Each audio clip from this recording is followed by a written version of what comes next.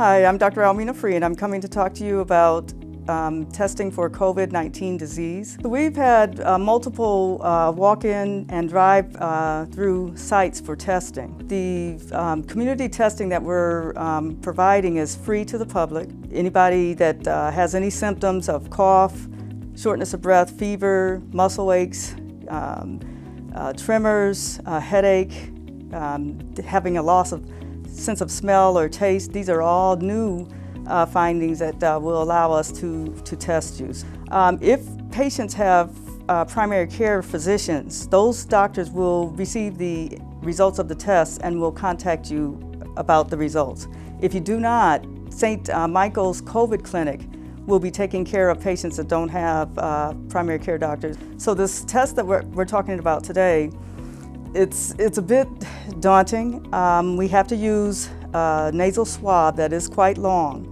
It may be a bit painful as we place the nasal swab inside the nostril because it has to go to the back of the nostril. We count about 15 seconds turning this swab to get protein value and samples, and we have to get enough.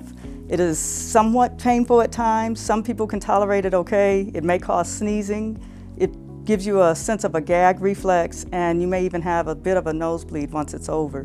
But it's very important that we get good samples and so that we don't develop false negative results. I'm Alberta McRory.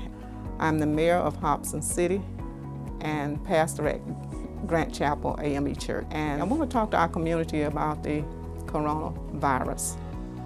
We are in the testing stage right now, and we've had some concerns about some of the people and their apprehension about getting the test done.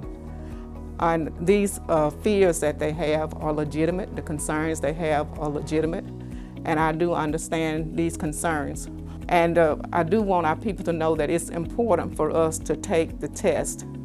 The science shows that African Americans and people of color are more likely to die from this virus than other ethnic groups or races. And so with that in mind, I want us to pay attention to the science, focus on the science, and be guided by the science and not your emotions.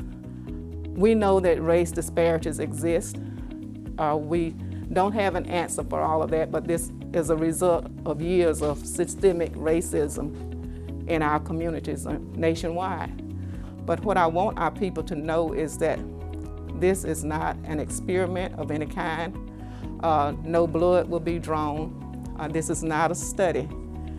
And I do want our people to know that it's important for us to take the test.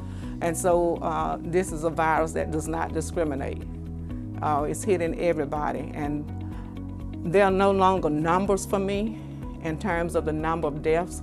I actually now know people. I have a church member who died from this virus and a very good friend in Detroit who died from this virus. So I now can put faces and names to these numbers, and that makes it even more personal for me.